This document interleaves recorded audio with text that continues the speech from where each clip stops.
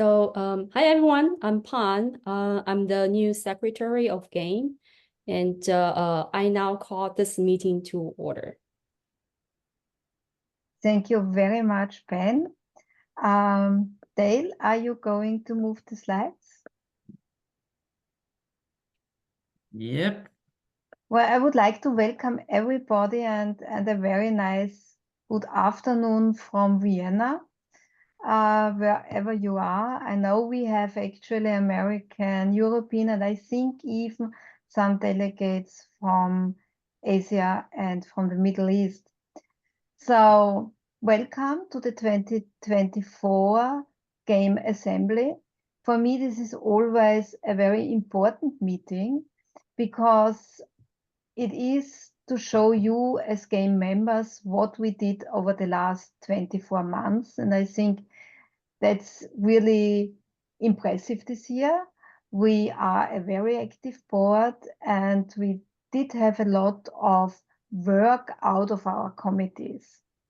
So what I would like to do is to welcome first the 3 new board members, and I would like to thank everybody in the webinar who voted for your vote. It's so important to vote, and maybe Dale, if you can go to the next slide.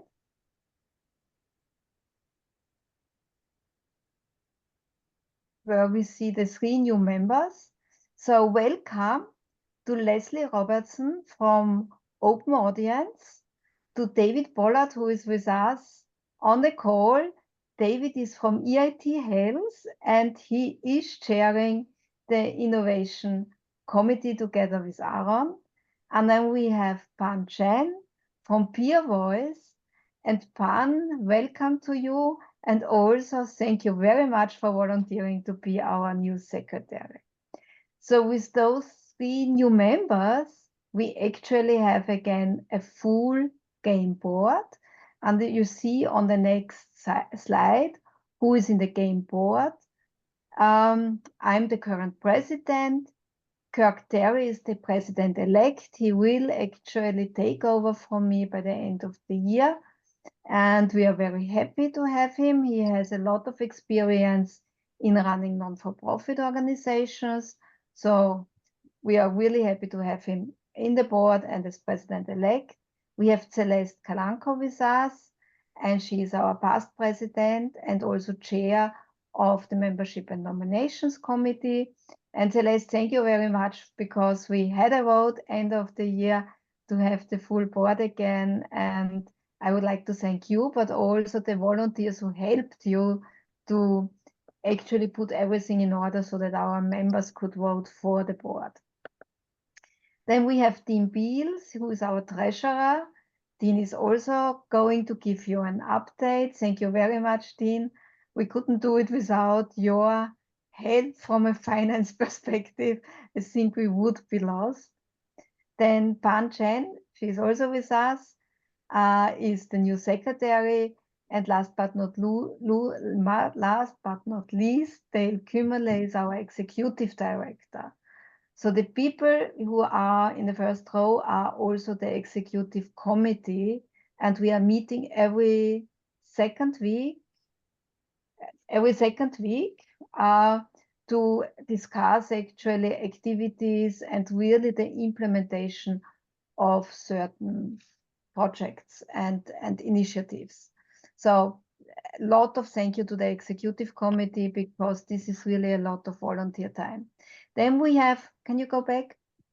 Then we have also in the board, and I just want to mention it, Giovanni, Julie Lynn Noel, she was our secretary. We have Mila Kostic, we have Adrian Ott, Amy Farr. You will see and hear Amy a little bit later. She's traveling but wants to call in.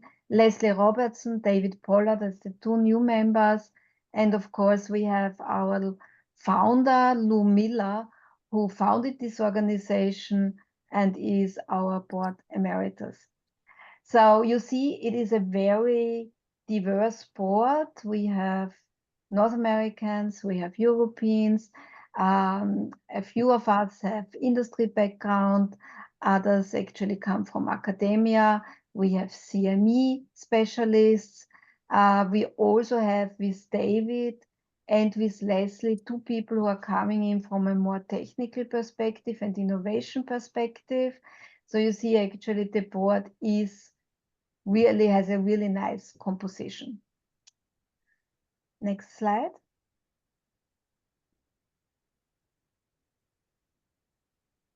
So thank you very much. I just wanted to mention this once more because this is also quite a big task to Julie Lynn Noel. She is our outgoing secretary, and I think she was secretary since 2021.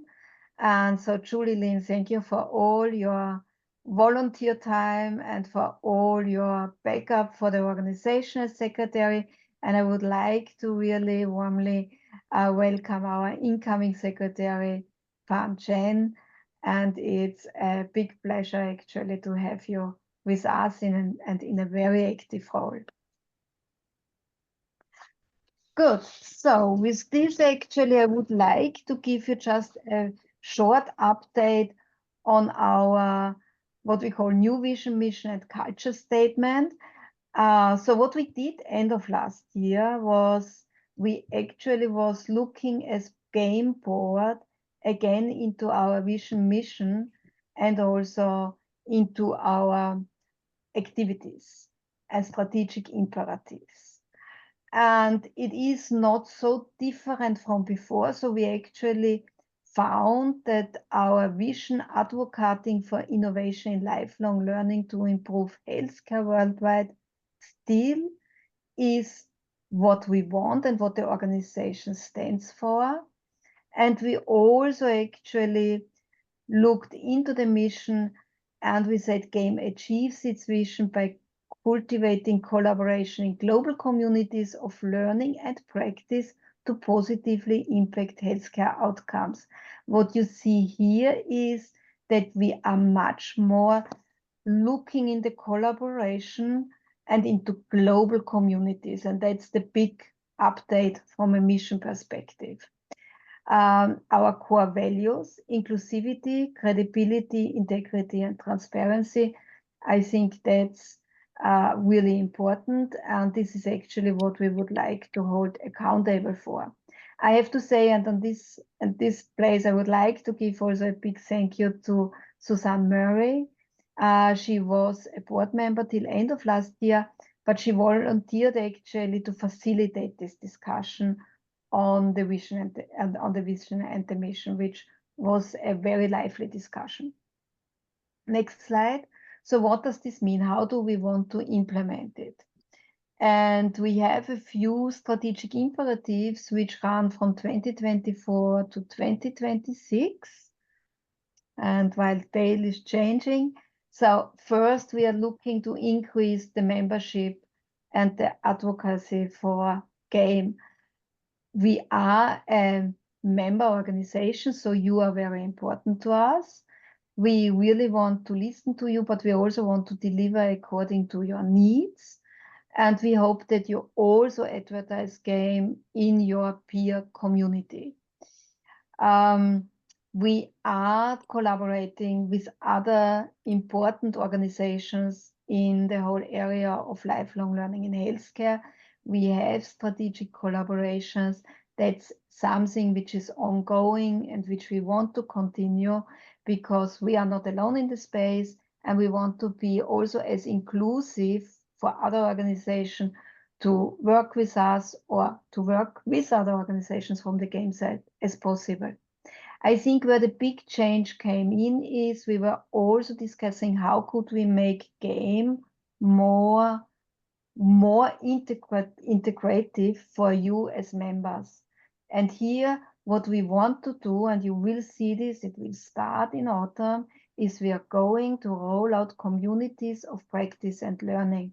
And we will have 3 communities where you can actually sign in and contribute to the discussion. It will be actually defined by the communities of what are the focus areas. They need to be strategically linked to game, but you have a lot of freedom. You can actually start your networking within your peer group, and we really hope that we are reaching, even if it is sometimes difficult from a timing perspective, really around the globe. And then last but not least, I think this is for every organization, build a financial sustainability. That's important because we need a little bit of money to keep this organization going. There are a lot of projects. We need actually also some people who are working on the projects, and Dale as executive director is actually the only person on the payroll from GAME. We also look that we integrate across the pillars. I know sometimes we do better and sometimes we still have room for improvement. I think this is with every organization, but I have to say we are getting better and better. And when I look in our board meetings, how much we discuss also in between the committees, how the committees start to talk to each other, then I'm actually thinking we are absolutely on the right way. And we also try to enhance our communication, because when I came in beginning of last year, this was one of the points US GAME members actually gave back to the organization and also back to me, was you wanted to have more communication from GAME. And we really took a focus on how we communicate with you, different channels. And Amy is, when she's joining us, she's actually the head of the communications committee, did a wonderful job together with Dale and Curious Creative over the last year. Okay, so with this, I think we are going to the most fun of this meeting. We want to award somebody. So the Lou Miller Award for Volunteerism. This is really important. I already mentioned GAME is a member organization and it is a non-for-profit organization, and we are very depending of you as members to give us a little bit of time to work with us on project and to contribute to GAME as an organization. So volunteers, this is always beside your day job. This is always beside your family work. This is always beside. And so if you contribute, if you give time, I think this should be acknowledged. I'm not going to read, you can read the slides, and it will be actually on the new GAME website later on.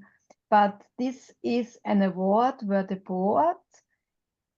board members actually are suggesting individuals who are not on the GAME board, but who volunteered time over the last year. And maybe we go to the people who were submitted this year. And I'm very proud, and Celeste actually said this when we had the discussions. She said, wow, we have so many volunteers and it's really difficult to decide who will win. But I really would like to go through. We have Daniel Guinea, and he did a lot over the last years. He was working actually from a grant perspective. He really helped us to raise money. He was moderating the FIG Artificial Intelligence webinar in 2024. He volunteered this year to work with Celeste on the nominations committee. And he is also now a volunteer to Mila on the Community of Practice Implementation Task Force. We have Aaron Johnson. He is the co-chair with David on the Future and Innovation Committee. And he is spending a lot of time not only chairing this, but in 2023, he is since 2023 the co-chair. He is not on the board, and this is really out of interest and contributing.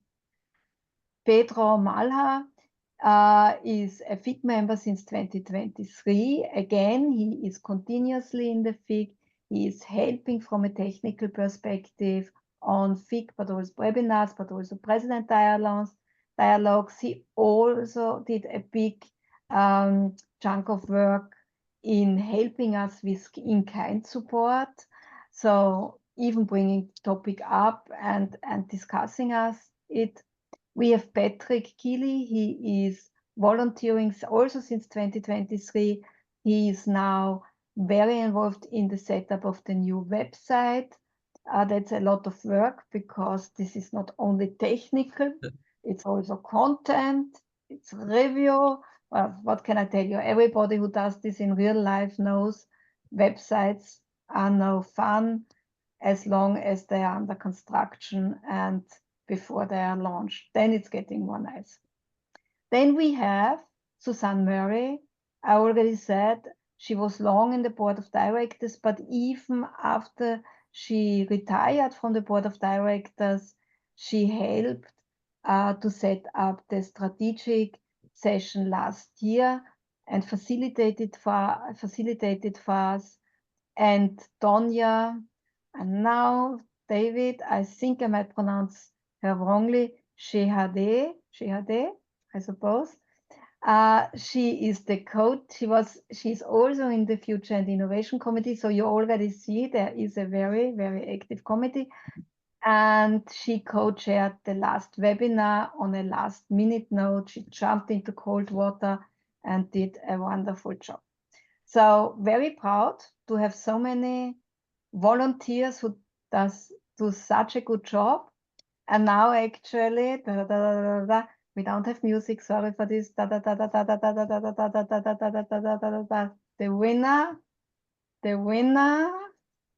winner is Daniel. Congratulations, Daniel. I hope you are in the webinar. Thank you very much. It's a pleasure to work with you. You had a lot of really forced competition. This shows what you are doing for this organization beyond and above your normal day job. And we are very happy to have you as a continuous volunteer in game. We And have him on the call, Eva. I can allow him to talk if you wish. Yeah. Daniel, can you hear us? Greetings. Hello, Eva. Thank you. Hello. Wow, this is exciting. Thank you very much. I would love to, to do this in person, but in this digital world we are living in, it is a little bit not as human as we could do it, but I'm very, very happy you got the award. Yeah, thank you so much. I really appreciate it. It's great being able to work with you all, and I continue to look forward to spending time investing in global medical education with GAME. Super. Thank you. Awesome. Thank you. Congratulations, Daniel. Thanks, Dale. Okay. With this, enough from me. I zip up and I hand it over to Dean, who gives you the financial. So Eva, we do have Lou Miller, who the award is named after, has a question. If you would allow him to talk. Absolutely. I always allow Lou to talk. There you go, Lou. I just want to congratulate Daniel on winning the award and all of the people that were mentioned who have contributed so much in the past years to keep GAME growing and make it stronger than ever.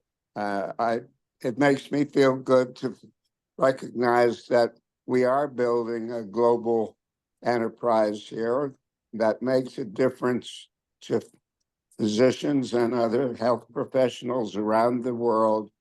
And that kind of sharing is what it's all about, in my opinion. So thank you for making this award in my name. And Daniel, thank you for your contribution. Lou, thank you very much. As always, nobody can add to your words. They are always point on. And we are so happy that you are with us again today. I have to say, if we would have a prize of who is always at the board meeting, Lou would get it. And I think you founded the organization in 1995. Yes, that's right. And now I'm 95 years old. So I'm still around. Well, how long? I don't know.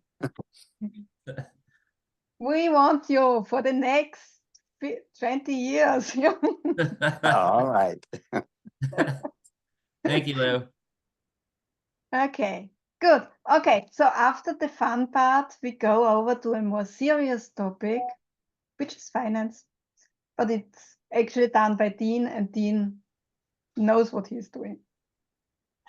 Thank you very much, Eva. Good morning. Thank you, everybody. Good day. I hope everyone's having a good weekend and back with us today. Again, congratulations to Daniel. It's always hard to follow and act like that, particularly when we're talking about money, but we'll make a try here.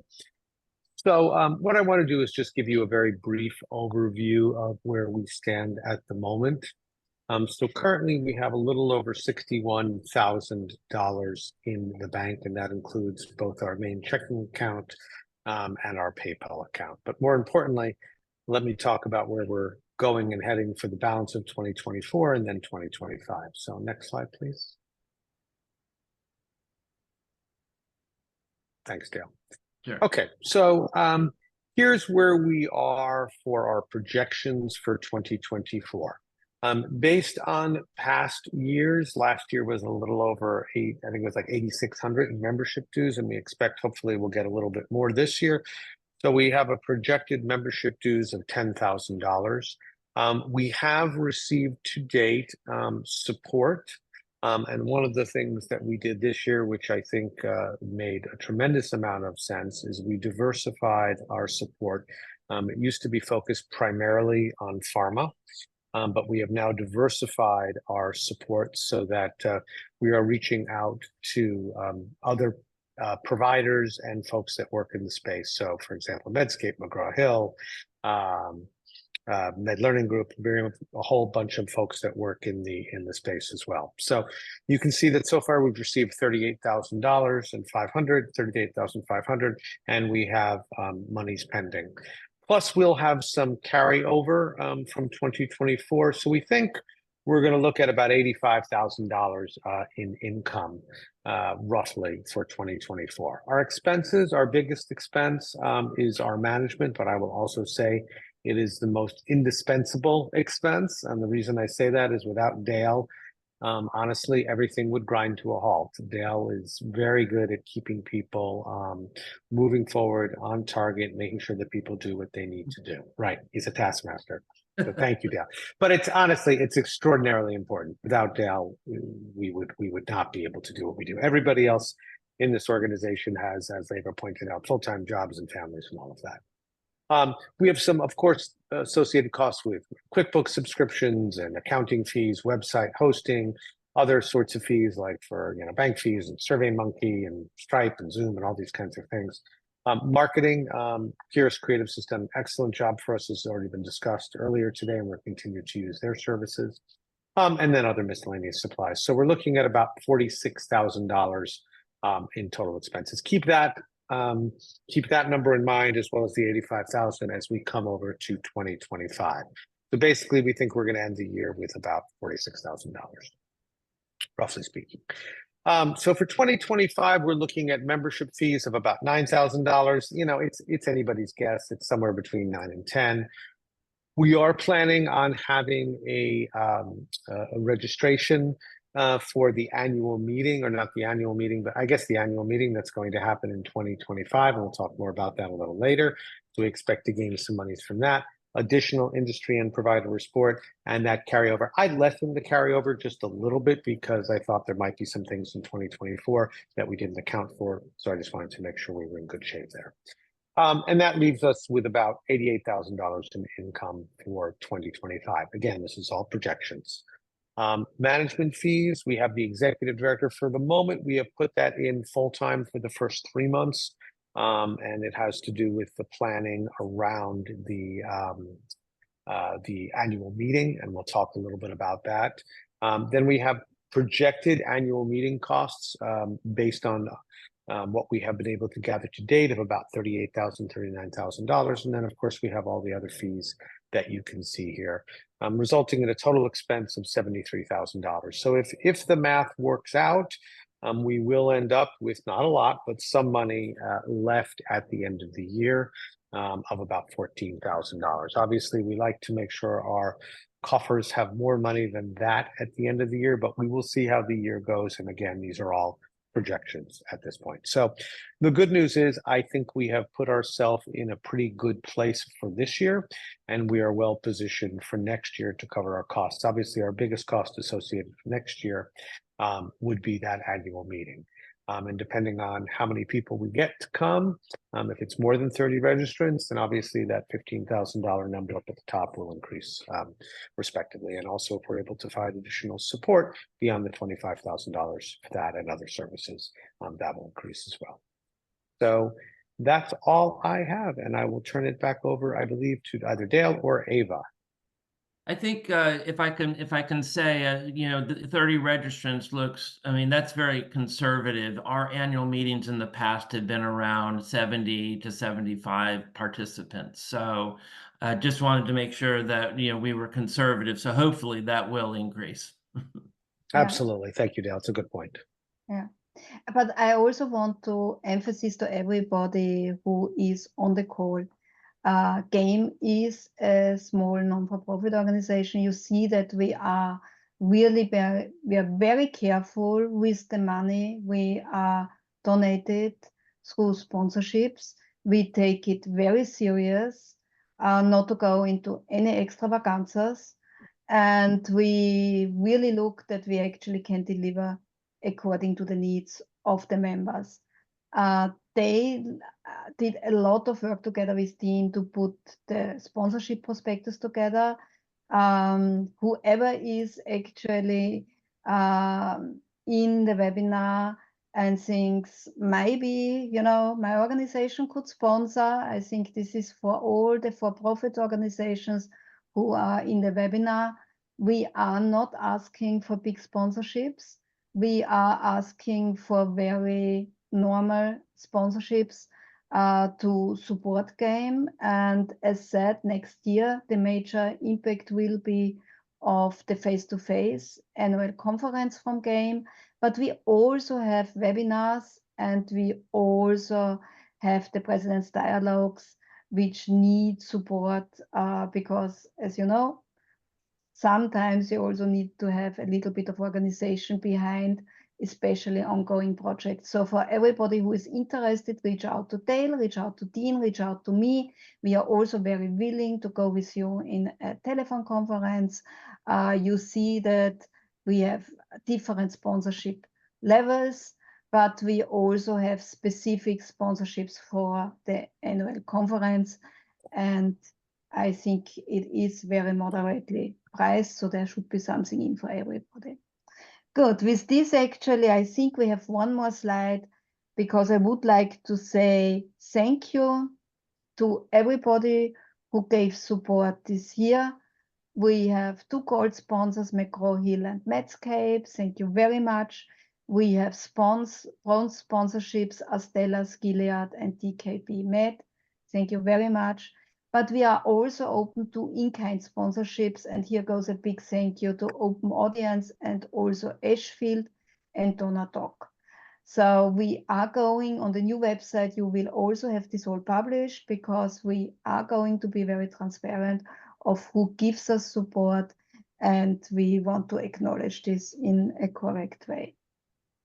And with this, I think I hand it over to Celeste to update us on membership. Thank you very much, Ava, and thank you to the entire board and the exec. A very hearty congratulations to Daniel for winning the the Lou Miller Volunteer Award. I think that's a very, very special award. And again, thank you to Lou, who started this organization many years ago. And while I won't say another 20 years for you, Lou, I hope you're around too. I hope we're all celebrating your 105 years from now. That would be a huge accomplishment. And thank you for what you've done.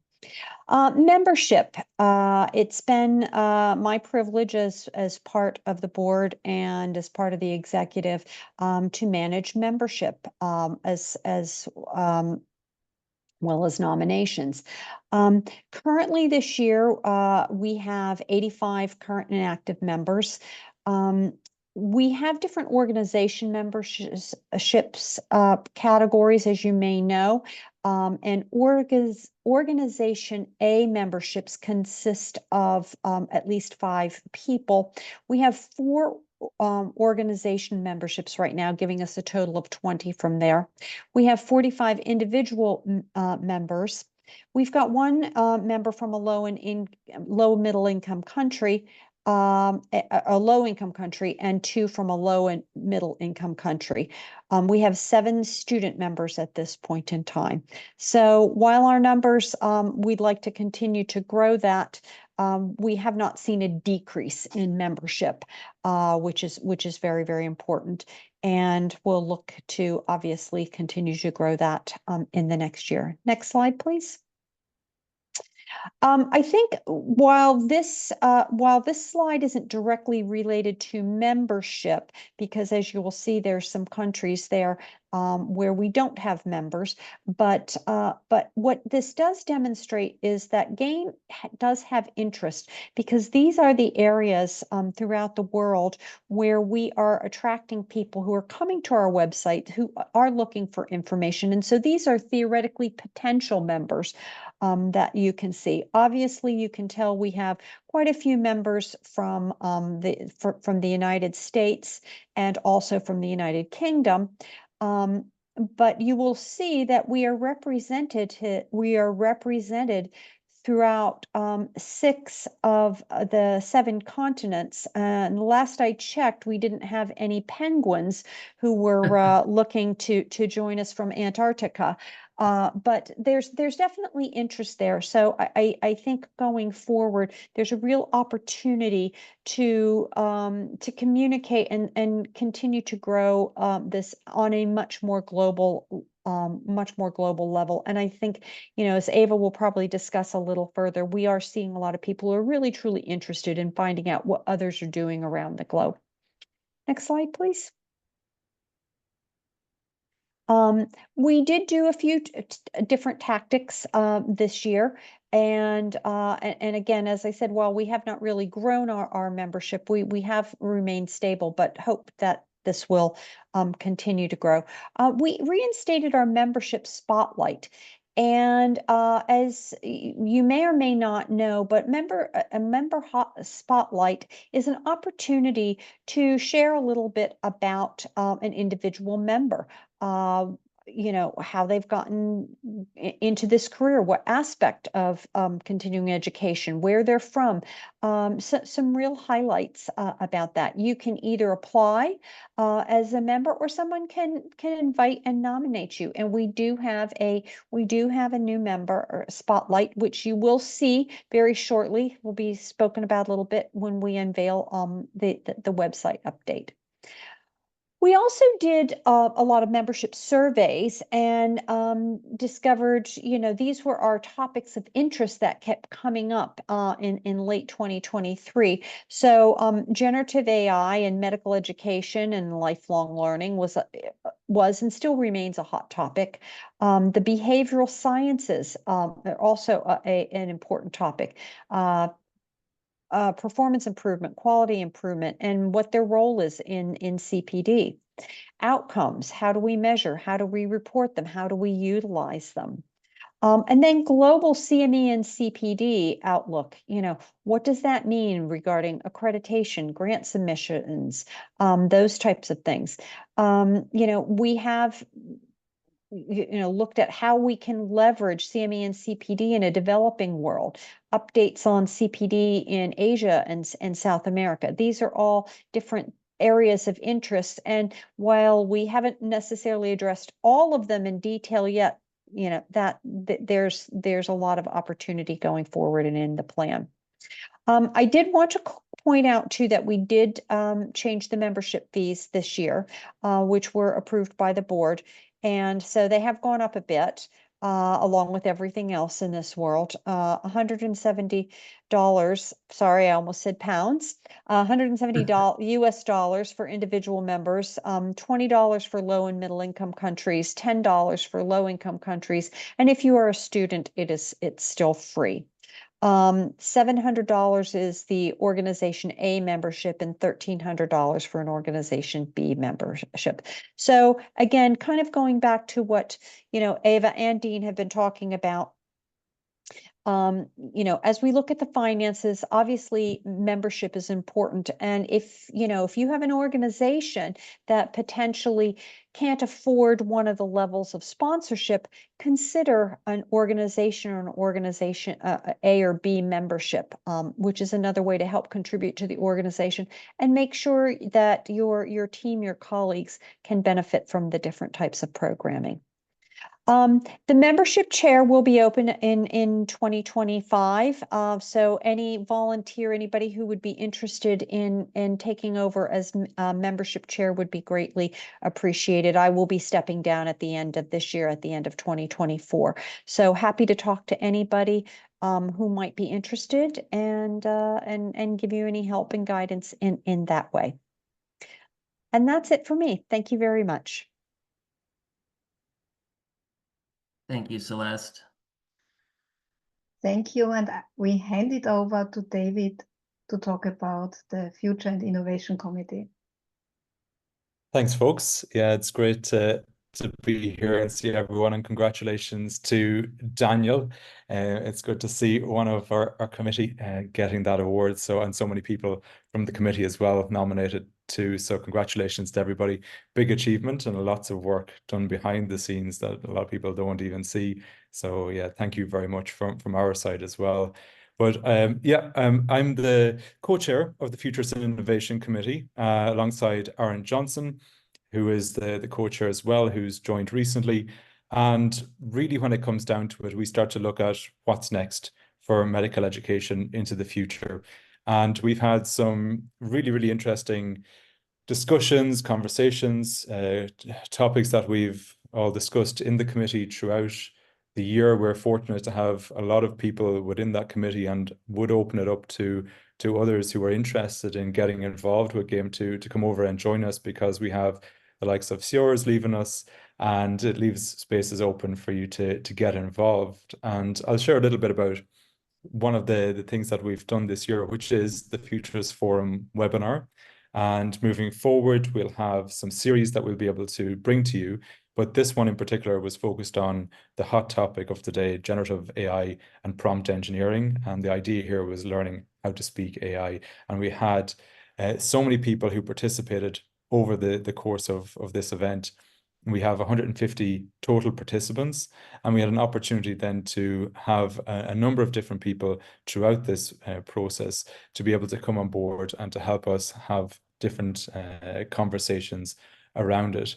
Moving on into the next year, I guess these are some of the topics that we'll try and deep dive a little bit further into. Obviously, we focused on prompt engineering for this particular one, but AI is such a broad topic at the moment, specifically within medical education, that we're looking to bring in experts and also to reach out to yourselves in the community of GAME and the members of GAME to try and get involved in this as well. So we'd love to hear from you if you think that you're involved in some of these different, I suppose, futurist innovation topics within medical education. Please don't be afraid to reach out to us and to get involved, because again, you're what makes GAME so valuable for each one of us, and then to the wider community too, as we start to spread our reach and spread our impact, not just in America and also in Europe, but beyond into the different continents, as was outlined by Celeste. So from our perspective, this is something that we're going to continue to grow. We'll have these technical series as well, but we'll also be looking at bringing on board more experts so that we can learn and grow together within this particular space. So Dean, I'll just ask you to shift, or Dale rather, shift on into the next one, please.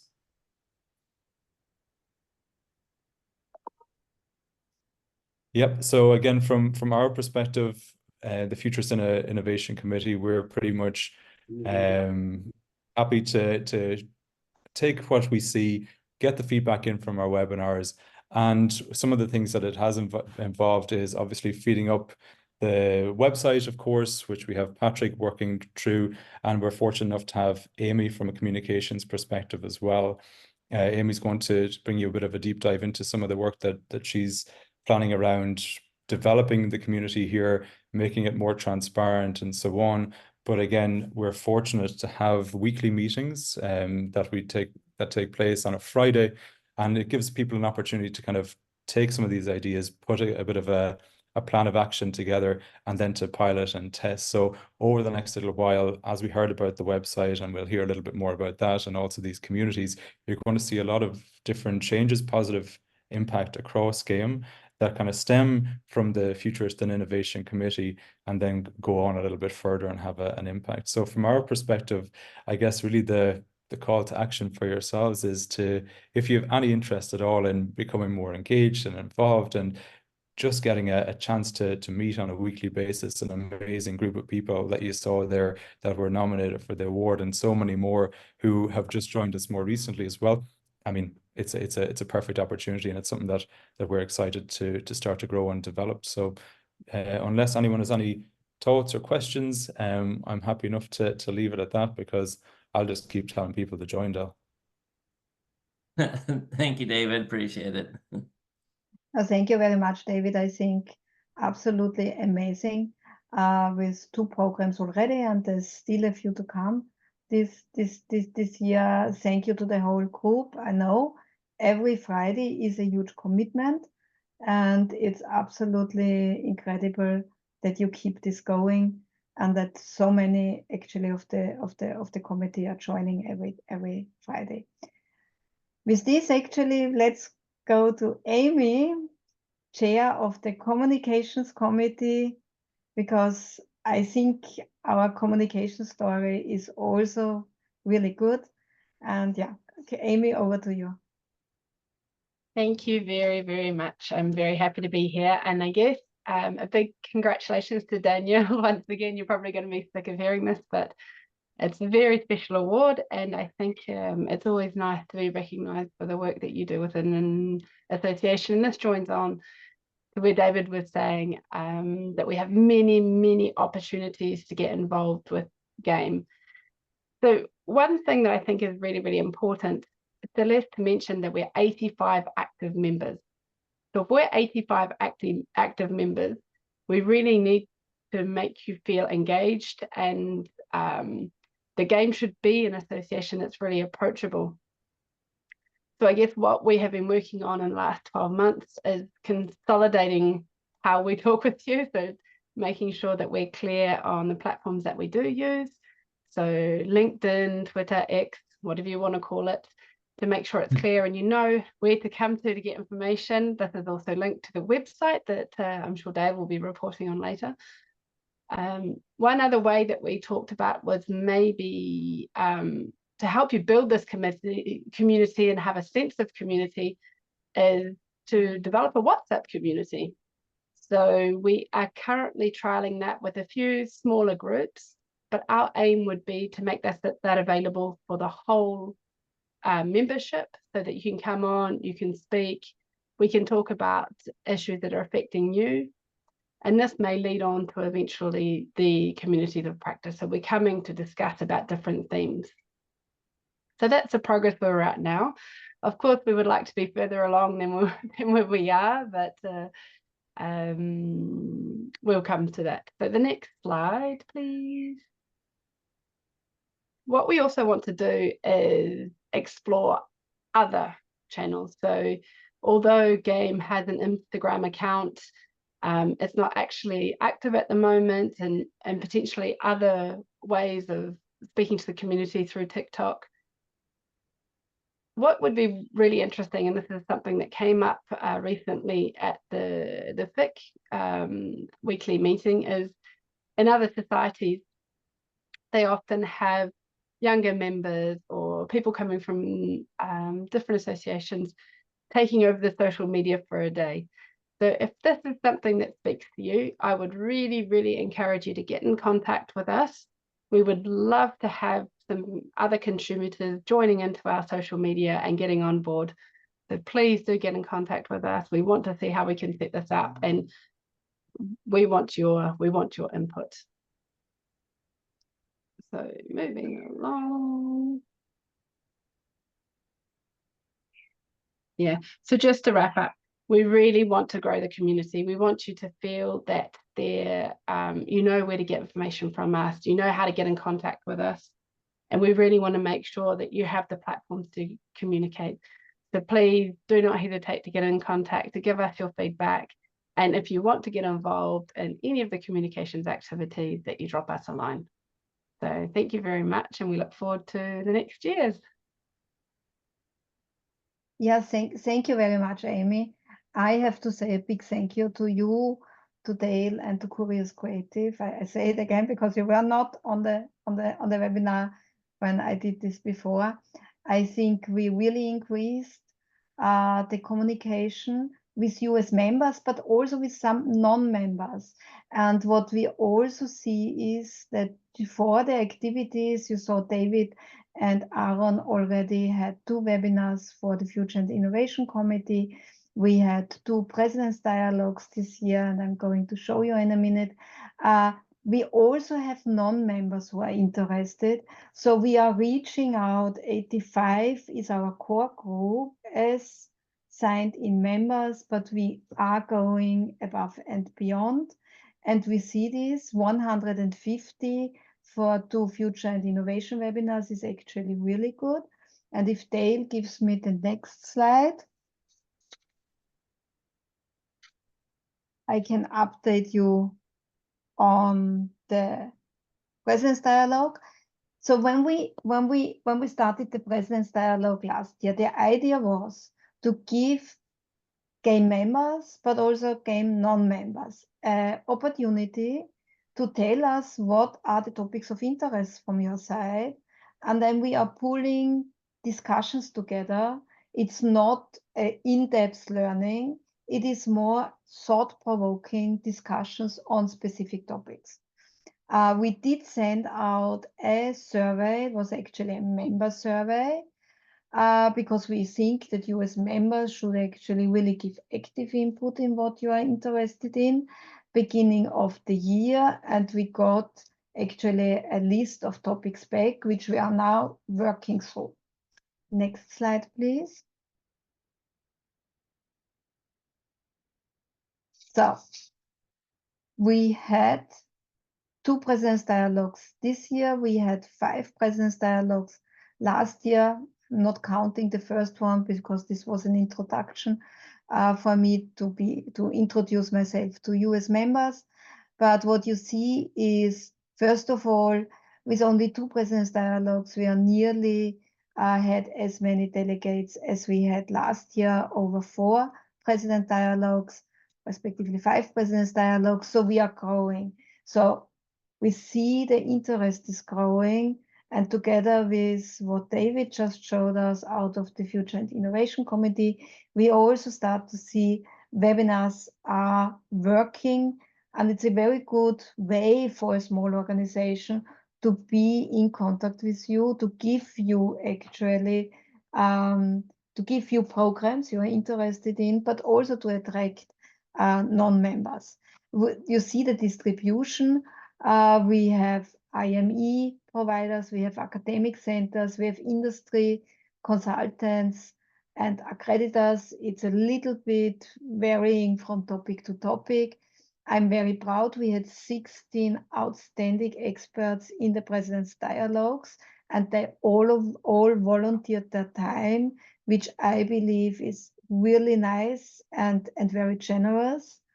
And the topics we discussed was, we talked about outcome, we talked about the digital engagement of learners, we talked about behavioral sciences in lifelong learning in healthcare, we talked about learning environments and what works best, and we had as last one the CME CPT around the world. So we see actually different topics, but all topics really came from input from your side. If we look into the feedback, the relevance of the topics is very high, so that's good. So we shows we are listening to what you are telling us, but on the other side, it is also topics which go beyond the game membership of interest. In a scale from 1 to 5, it does have an impact on daily activities of what members or delegates actually take out of it. And also the quality of the webinars compared to others is very highly rated. I have to say at this point again, thank you to Open Audience, who generously is supporting our webinars and helping us from a technical perspective to really make them very sophisticated and up to date. So if you're interested, the next Presence Dialogue comes up, I think, on the 25th of June. And the invitation will go out very, very soon. So please sign in, please join us. Next slide. Now, actually changing the gear a little bit. We already talked, when we talked about the strategy of GAME, that we want to have members more involved with GAME. And we were looking what kind of platforms do we have from a global perspective, which goes over all the time zones, which is easy to join. And we know that face-to-face meetings, as great as they are not always the solution for a global organization, which is a small organization. So what we really decided was that we are looking into communities of practice and learning. And we, as board, actually said we want to look into 3 major topics. It's the science of learning, impact and improvement. It's the future technologies in medical education, and it's the leadership in lifelong learning. So these 3 communities of practice we would like to kick off, and we invite everybody to join the community of practice and learning of your personal interest. Then we also started to think, how can we do this? If we kick it off with a face-to-face meeting, we can do it either in the US or in Europe, but we always lose half of the people, which is not fair.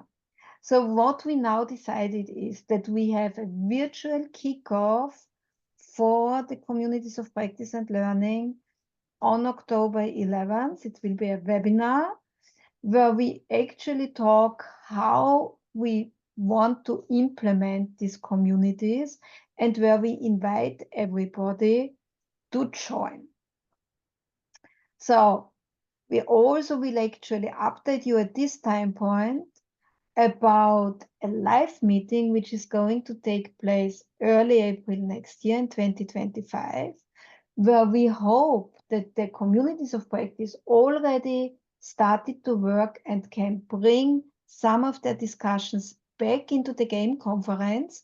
But on the other side, we are also inviting all members, but also non-members, to submit abstracts which rely to the 3 topics and interest areas, and where everybody can present in poster forms, in presentations. We also will have keynote speakers, we have plenary discussions and panel discussions with top experts, so you will see actually a beautiful program. It will be in Princeton in early April. We will give awards to the best abstracts. We will have an award for innovation, the Thomas Kellner Award. We will have an award for the science in learning, and we also will have an award on leadership. So it really makes sense to send in abstracts and to present. So with this, actually, I just show you where we are from a program perspective for the face-to-face meeting. And again, I have to say, we have outstanding expert volunteers of pulling this program together. We are having a block which is covering the science of learning, impact and improvement. And this is chaired by Mila Kostic and Patty Chesak. We have the future technologies in medical education. This is David and Aaron with the Future and Innovation Committee. And we have the leadership in lifelong learning in healthcare block, which is co-chaired by Celeste and Suzanne Murray. So you see, actually, we have already outstanding co-chairs for the different blocks, and we will actually give you more and more information while we are going. You will see after the next President's Dialogue that we will invite for the October webinar. Then you will see also invitations to join the communities of practice. And we will start in October to invite for the registration to the face-to-face meeting.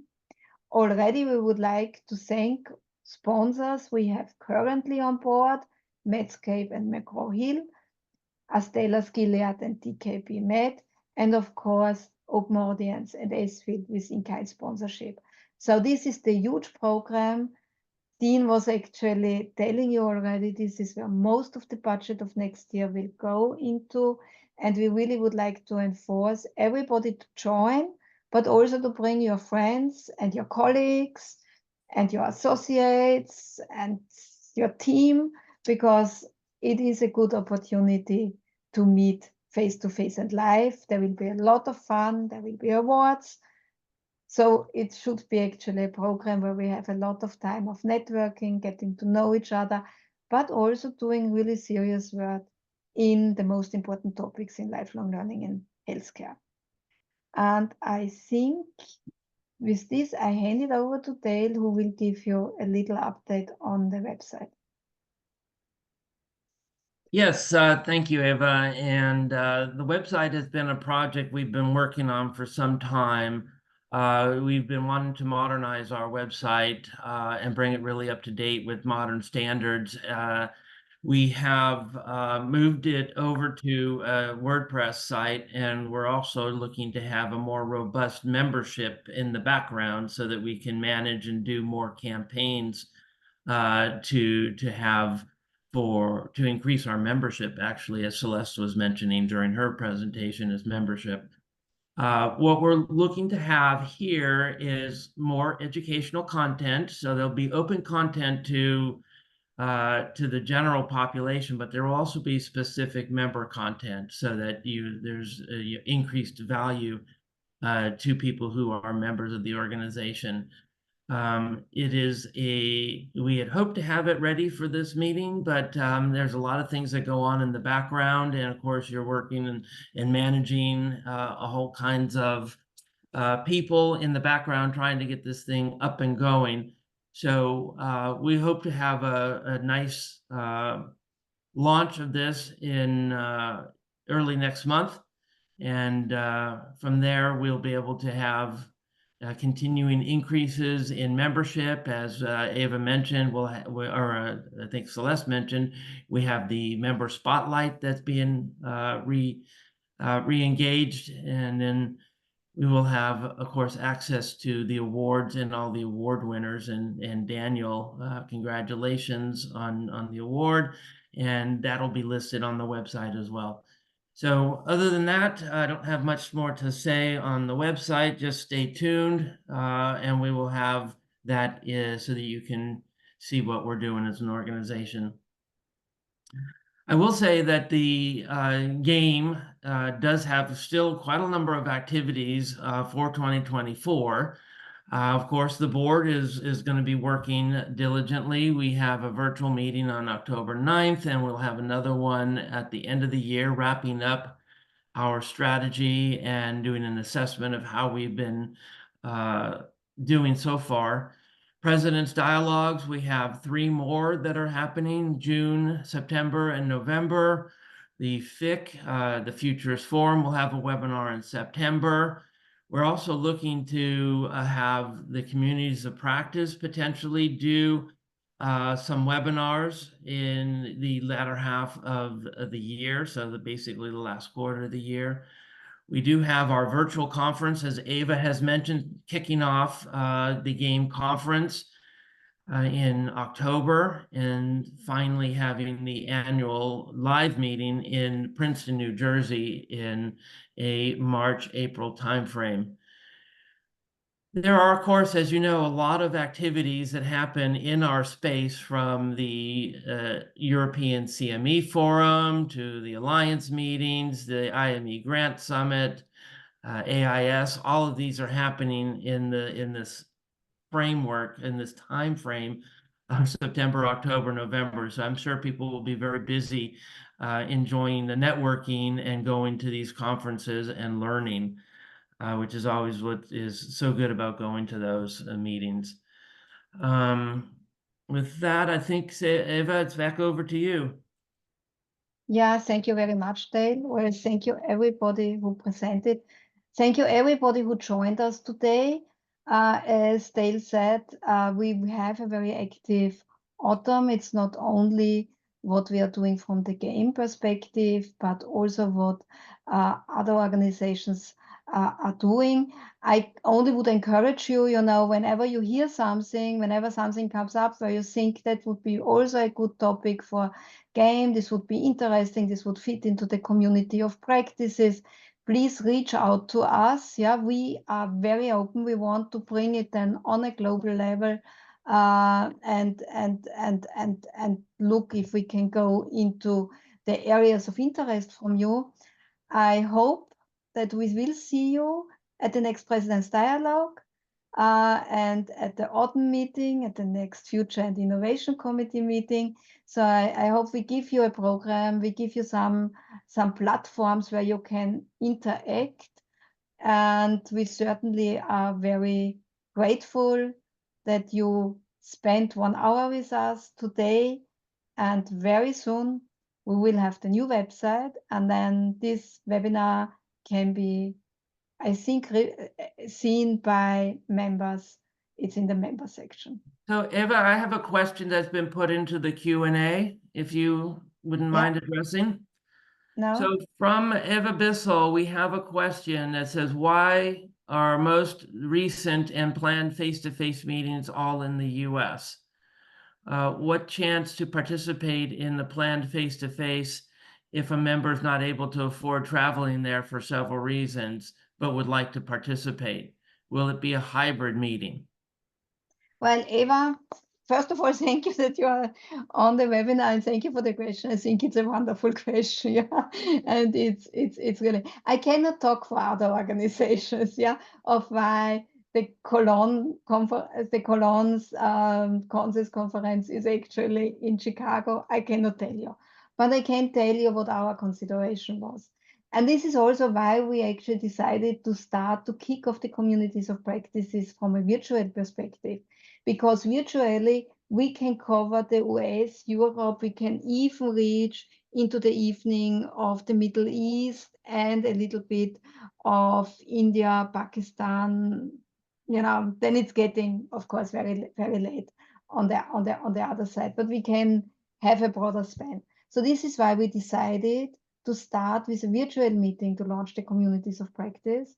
And then we actually did not have a game meeting in the United States since several years.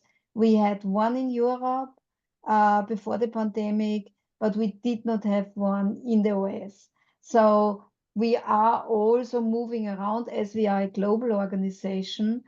I know, and I think I am completely with you. What are we doing if we for European delegates next year when they cannot come to the meeting? So what we now are discussing is that we are also recording all the presentations, but then have another discussion webinar for European and non-European audiences who are not US. So I think that's the best we can do as a global organization with, you saw the budget, with the given budget. But this was our consideration. And this is actually where I'm very proud of the board that we said, okay, one step back, first the virtual, then we roll out digitally, and then we come to a face-to-face meeting.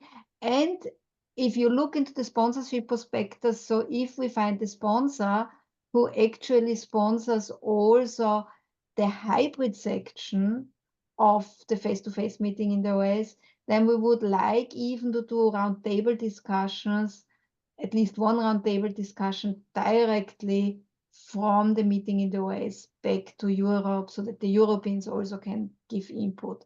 I think that's the best we can do, and that's the explanation of why we decided to do it as we do it. But great question. She did reply. Perfect. Thank you. And that's it from the question and answer.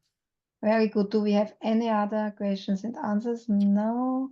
I don't see But any. with this, you can always reach out to us, yeah?